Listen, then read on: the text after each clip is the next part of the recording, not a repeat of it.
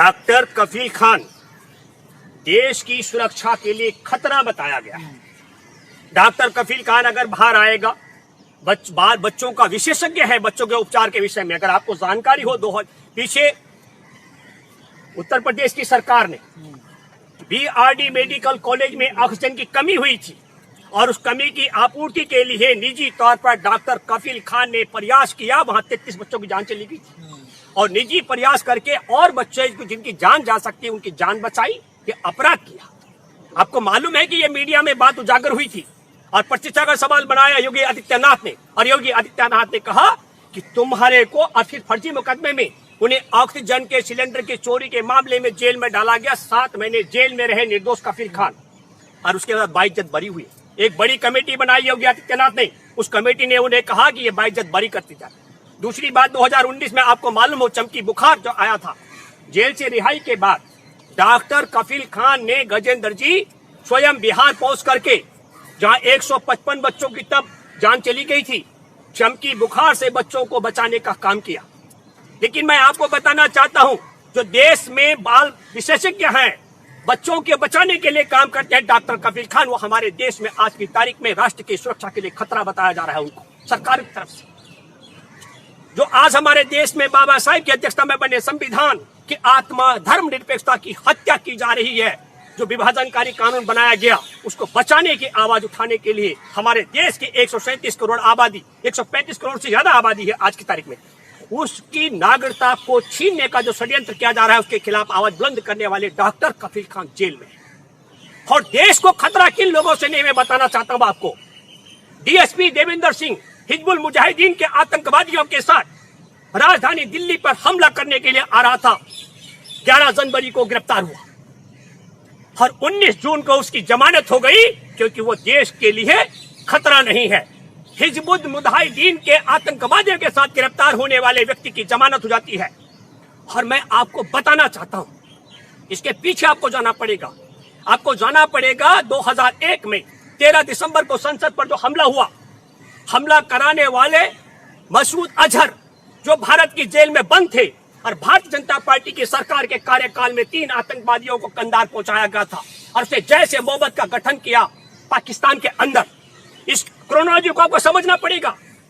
और अफजल गुरु जिसको फांसी की सजा दी गई थी संसद पर हमले के मामले को लेकर के, मैं आप सब देशवासियों को बताना चाहता हूं, अफजल गुरु ने तब नाम लिया था कि डीएसपी देविंदर सिंह है। देविंदर सिंह ने किस तरीके से उसे मारा, पीटा, विवश किया ताकि वो अजहर मसूद के लोगों को दिल्ली ला करके दिल्ली में कमरे की व्यवस्था, गाड़ी की व्यवस्था करा पाए, उनको मार्गदर्शन कर सके। और देविंदर सिंह का नाम तब उजागर हुआ था। इसका मतलब यह हुआ कि जिस आतंकवादी को संघ की सरकार ने कंधार पहुंचाया था, उसी आतंकवादी के साथ में देविंदर सिंह के संबंध हैं और उन्हीं संबंधों के कारण 2001 में संसद पर हमले का सबसे बड़ा अगर मास्टरमाइंड मसूद अजहर है, तो उसको कामयाब कराने का षड्यंत्र करने वाला देविंदर सिंह। वही देविंदर सिंह जो पुलवामा में 2019 में 14 फरवरी को जो हमारे 40 जवानों की हत्या हुई, वहां ड्यूटी पर तैनात, उसी देविंदर सिंह को जिसके अफजल गुरु ने जिसके नाम का जिक्र किया था, और भारतीय जनता पार्टी की सरकार के राज में उसे राष्ट्रपति के पुरस्कार से नवाजा गया। ये बात भी मैं आप देशवासियों को बताना चाहता हूं। इसका मतलब यह हुआ कि भारत की जेल में बंद आतंकवादी को कंधार से पाकिस्तान पहुंचाने के लिए और पाकिस्तान में जो हमला करने की संसद पर योजना बनाई, उसको कामयाब कराने के लिए देविंदर सिंह का सहयोग करना और देविंदर सिंह को भाजपा आरएसएस की सरकार का पुरस्कार देना, तीनों को जोड़ता है। हमारे देश के लिए देविंदर सिंह खतरा नहीं है जिसने संसद पर 2001 में हमला करवाया। हमारे देश के लिए देविंदर सिंह खतरा नहीं है जो हिजबुल मुजाहिदीन के आतंकवादियों के साथ दिल्ली पर चढ़ाई करने के लिए, आतंकी वारदात देने के लिए 26 जनवरी को दिल्ली पर पहुंच रहा था। हमारे देश के लिए देविंदर सिंह खतरा नहीं है जो पुलवामा में भारत सरकार के इशारे पर आतंकवादी वारदात करवा करके हमारे 40 जवानों को मरवा दिया। हमारे देश के लिए मैं आपको बताना चाहता हूं, हमारा दुश्मन देश है पाकिस्तान, उसके साथ सौदाबाज करता है। उसका पार्टनर है, साझेदार है शौर्य डोभाल। और शौर्य डोभाल कौन है? शौर्य डोभाल जो पाकिस्तानी के साथ मुनाफाखोरी का धंधा करता है, उसका पिता अजीत डोभाल हमारे देश का राष्ट्रीय सुरक्षा सलाहकार है। तो पाकिस्तान के साथ सौदेबाजी और मुनाफाखोरी करने वाला का बाप हमारे देश की राष्ट्रीय सुरक्षा का जिम्मेदार अधिकारी है, वो हमारे देश के लिए खतरा नहीं है। हमारे देश के लिए खतरा है डॉक्टर कफील खान, क्योंकि वो बच्चों को बचाता है। जिन बच्चों की ऑक्सीजन छीन लेती है संघ की सरकार, उनकी ऑक्सीजन की आपूर्ति कराता है। चमकी बुखार से हर साल बच्चे मरते हैं, कभी कहेंगे लीची से मर गए, कभी कहेंगे इससे मर गए। मैं आप सब दर्शकों को बताना चाहता हूं, चमकी बुखार पीते घर का बिहार में नहीं मरता है बच्चा। मैं खाते पीते घर के बच्चों का दुश्मन नहीं हूं, मैं चाहता हूं कोई बच्चा न मरे। जितने भी बच्चे वहां मरते हैं चमकी बुखार से, वो सब के सब कुपोषण के शिकार हैं। उनको बचाने के लिए डॉक्टर कफील खान वहां जाते थे। डॉक्टर कफील खान हमारे देश के लिए खतरा है, हमारे देश के लिए खतरा है। वो 20 जवान जिन्होंने 15 जून को भारत के अपनी मातृभूमि के उस हिस्से के लिए अपनी जान न्यौछावर कर दी, अपना बलिदान दे दिया, जिस जमीन को, जिस हिस्से को हमारे देश का प्रधानमंत्री भारत का हिस्सा नहीं मानता है। भारत के लिए वो वफादार है, भारत के लिए वो सही व्यक्ति है जो उस हिस्से को, उस भूभाग को अपना नहीं मानता है। मैं ये बात इसलिए कहना चाहता हूं, हमारे देश के 20 जवानों ने शहादत दी जिस भूभाग के लिए, उसको चीन की जमीन बताने वाला देश के लिए वफादार है। हमारे देश में कहा जा रहा है हमने 59 ऐप पर प्रतिबंध लगा दिया। मैं आप सब लोगों से कहना चाहता हूं, क्या ईमानदारी से बोलिए कि 20 जवानों को, निहत्थे बहादुर जवानों को पीट पीट कर मरवा डालने का एक एक जवान की कीमत 3-3 ऐप का मामला है? फिर मैं दूसरा सवाल करना चाहता हूं, आपको पता है कि नहीं, जब भारतीय क्रिकेट टीम जाती है उसमें ओप्पो का वो लगता है क्या, स्टिकर, नेम प्लेट, अभी वो दिया जा रहा है, वो उसने ट्रांसफर कर दिया। अब बेंगलोर की कंपनी है, मैं उसका नाम नहीं लेना चाहूंगा, चीन के 74% शेयर होल्डर है। मैं आप सब लोगों से कहना चाहता हूं, जिस कंपनी में चीन का 74% शेयर है, वो छोटी सी कंपनी अब क्रिकेट टीम का जर्सी पर उस कंपनी का नाम जाएगा। मैं आप सब लोगों के माध्यम से एक बात बताना चाहता हूं, चीन के ऐप बंद करने वाली सरकार से आप सब लोगों को जानना चाहिए, पूछना चाहिए। क्या पूछना चाहिए आपको?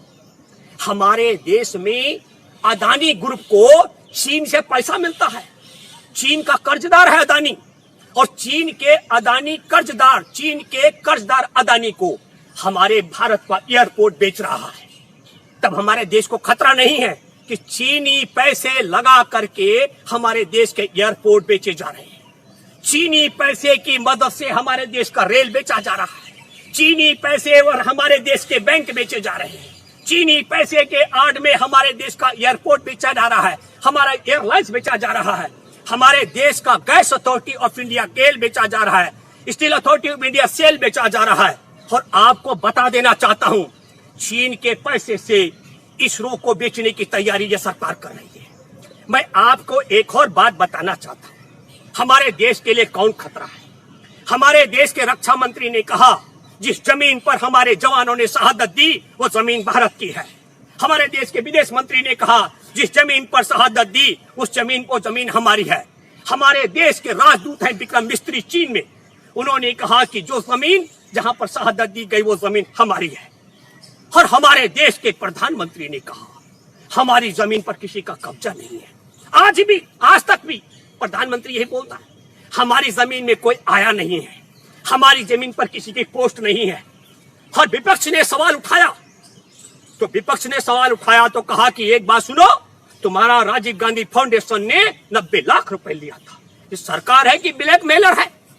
मैं आप सब लोगों से बताना चाहता हूं, मैंने पहले भी कहा और आज भी दावे के साथ में कहता हूं, जब देश की आजादी की जंग चल रही थी, तब इस नालायक संघ परिवार ने गौरव से मुखबरी करने के लिए पैसा ले रखा था। देश की आजादी की जंग में गद्दारी करते थे। और आजादी के 70 वर्ष बाद 2007 से इतिहास उठा करके देखो, ये चीन के टुकड़ों पर पल रहा है संघ और संघ परिवार। आपको बता दूं, 3 जुलाई को सीमा पर सैनिकों साजो सामान और सैनिकों की तैयारी को लेकर के भारत के रक्षा मंत्री ने जाना था। अचानक रक्षा मंत्री का कार्यक्रम क्यों रद्द हो गया? रक्षा मंत्री का कार्यक्रम इसलिए रद्द हो गया, चीन का आदेश आया। और चीन के आदेश में क्या था? के नरेंद्र मोदी, तुमने कहा कि जमीन किसी की नहीं है और तुम्हारा रक्षा मंत्री ने वादा किया था, दावा किया कि जमीन हमारी है, इसलिए तुम्हारा रक्षा मंत्री नहीं आएगा, तुम आओ। अगर आपने अभी तक हमारा चैनल सब्सक्राइब नहीं किया है तो सब्सक्राइब करें और घंटी का बटन बिल्कुल भी दबाना ना भूलें ताकि सभी लेटेस्ट खबरें पहुंच सकें आप पे सबसे पहले।